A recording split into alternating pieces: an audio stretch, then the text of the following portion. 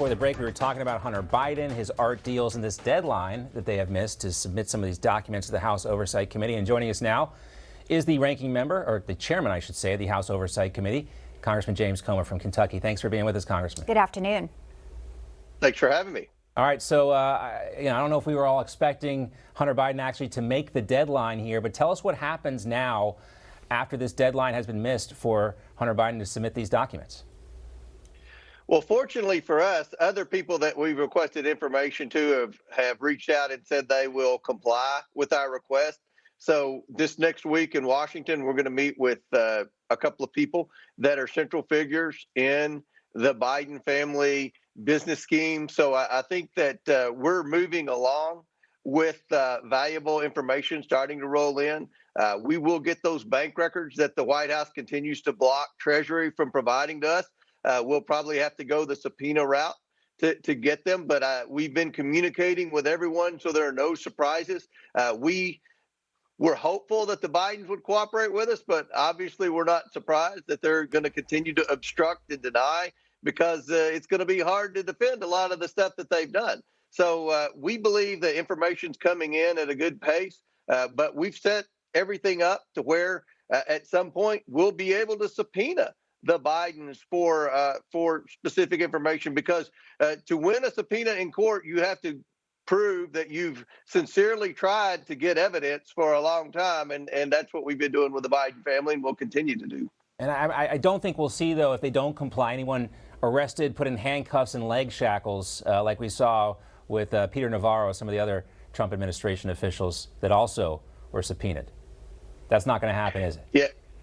Probably not. The Department of Justice and FBI were working very closely with the January 6th committee.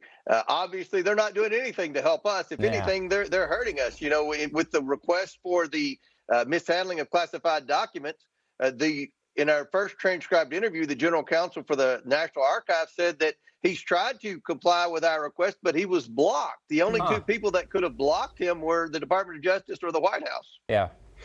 Not surprising either that they're not supporting this. Yeah, a lot of questions, especially with the financial records, which Congress used to be able to get, but the law changed the day Biden took office. So we'll continue to watch that. We know you'll continue to update us, Congressman Comer. But we do want to talk to you also about what's happening with censorship in America. DirecTV dropping Newsmax a month ago. They claimed it was a business dispute, but many people know it's much bigger than that. It is about conservative voices due to the fact that they removed OAN just last year. And it was back in 2021. The House Democrats under Nancy Pelosi, they wrote a letter. They wanted AT&T not just to take One America, but Newsmax and Fox News. Where do we stand with getting a hearing?